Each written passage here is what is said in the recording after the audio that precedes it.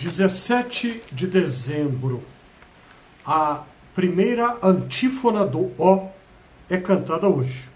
Se você procurar aqui no Fé e Café, no meu vídeo de ontem, eu apresentei de uma maneira geral e genérica as 7 antífonas do O. Eu expliquei que é isso, do que se trata, procure que você vai encontrar. E hoje, então, iniciamos a última semana do Advento, os últimos 7 dias do tempo do Advento, melhor dizendo, iniciando no dia 17, nesses próximos 7 dias, a cada dia eu quero comentar aqui sobre uma destas preces em forma de música, que são as antífonas do O.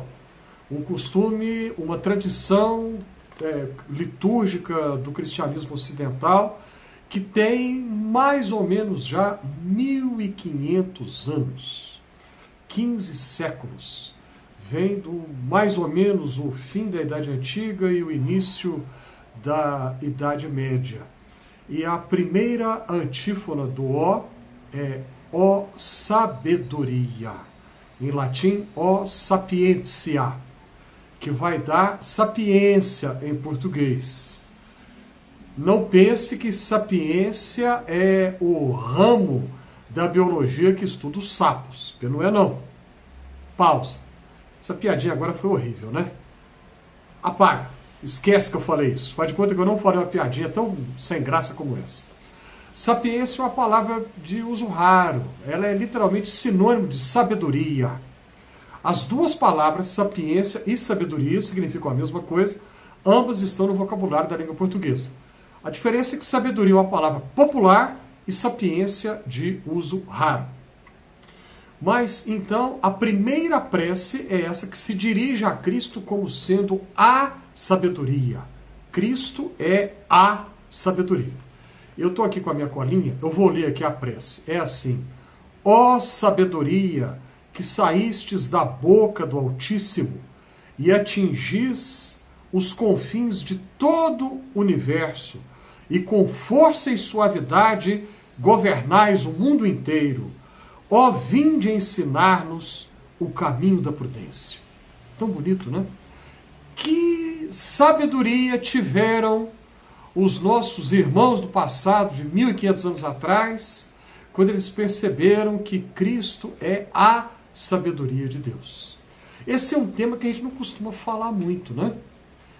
Sabedoria é um título, uma característica messiânica, uma característica do Messias que raramente a gente fala a respeito. Não me lembro se há algum outro cântico, sem ser das antífonas do O, que se refira a Cristo como sendo expressão da sabedoria de Deus. Sabedoria, que em grego é Sofia, e em hebraico é Hokmah. Eu vou soletrar aqui porque o aplicativo que eu uso de legendas nem sempre acerta, especialmente quando a gente usa uma palavra de língua estrangeira. Em hebraico, Hokmah, e a gente translitera assim, H-O, é um H aspirado, né? Então, Hokmah, H-O-K-M-A-H. Hokmah. E o sábio em hebraico é o Hakam, H-A-K-A-M. Hakam. A gente não costuma pensar em Jesus como sendo sábio. A tradição protestante tem aquela terminologia clássica dos 3 títulos de Cristo, né? O profeta, o sacerdote e o rei. Absolutamente certo. Só que Cristo é mais. Cristo é apresentado na Bíblia como sendo o profeta, o sacerdote e o rei, mas como mais, não apenas esta divisão tríplice. Jesus é apresentado como servo, escravo. Jesus é apresentado também como o sábio, o Hakam, da tradição da Bíblia hebraica. No livro de Provérbios, no capítulo 8, nós encontramos uma poesia belíssima que fala da sabedoria de Deus, presente com Deus no início da criação do mundo. Mais tarde, o Novo Testamento, nós vamos encontrar Paulo, quando ele escreve aos Coríntios, na primeira epístola, capítulo 1, ele vai se referir a Jesus como sendo a sabedoria de Deus. Paulo não inventou isso na cabeça dele. Ele está extraindo lá da Bíblia hebraica, de Provérbios capítulo 8, e de outros textos que vão falar a esse respeito também. O mesmo Paulo, escrevendo aos Colossenses, vai dizer que todos os tesouros da sabedoria e do conhecimento estão em Cristo. Todos os tesouros da sabedoria e do conhecimento estão em Cristo. A ideia de sabedoria na Bíblia hebraica tem a ver não apenas com conhecimento. Há uma diferença entre sabedoria e conhecimento. Conhecimento é informação acumulada, é teoria.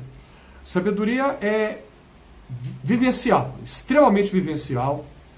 Tem a ver com, por exemplo, habilidade manual, habilidade de saber trabalhar, fazer coisas com as mãos.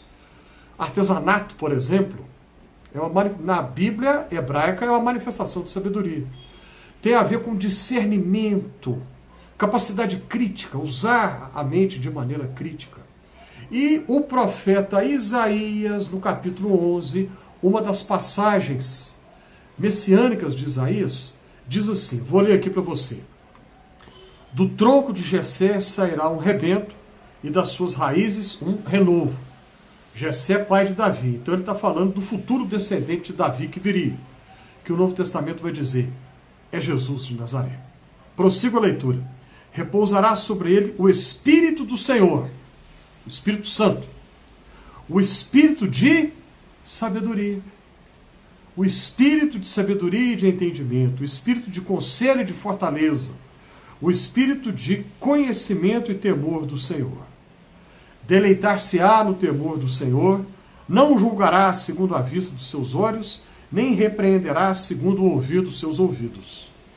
Mas julgará com justiça os pobres. Olha só, será cheio da sabedoria do Espírito Santo. E como é que isso vai se manifestar? Julgando com justiça os pobres. E decidirá com equidade a favor dos mansos da terra. Olha só, julgará com justiça os pobres. Olha a atenção de Deus pode estar voltada aqui para os pobres. Vivemos numa época em que as pessoas estão baseadas em duas emoções. As mídias sociais ajudam a criar nas pessoas reações rápidas, que não refletem, não têm raciocínio e que vão gerar nas pessoas ou medo ou raiva. Geralmente os dois, né? Medo e raiva. Cria um inimigo imaginário para que as pessoas tenham medo. Inventam um bode expiatório, joga a culpa de um problema imaginário nas costas de alguém outro para que as pessoas tenham ódio. E quer matar, quer destruir, tem que acabar, tem que destruir quem é daquele partido político. E aí, se você fala, por exemplo, você vê uma ação do governo de ajudar pessoas pobres, logo vem outros e dizem, ninguém quer trabalhar mais. Tem gente que vive nas custas do governo, não quer trabalhar. São falas que refletem preconceito e ignorância. A ignorância do que acontece, verdadeiramente acontece, e de como são esses programas governamentais de distribuição de renda e de atenção aos mais carentes da sociedade. A sociedade brasileira não gosta, né, de que alguém tenha compaixão em relação aos mais pobres. Nós estamos vendo aí agora o caso do padre Júlio Lancelotti. Eu não quero entrar nesse detalhe, né, porque, enfim, desviaria aqui um pouco do meu tema. Mas ele é muito criticado de uma maneira muito impiedosa, muito cruel. Por quê? Porque ele ajuda os pobres.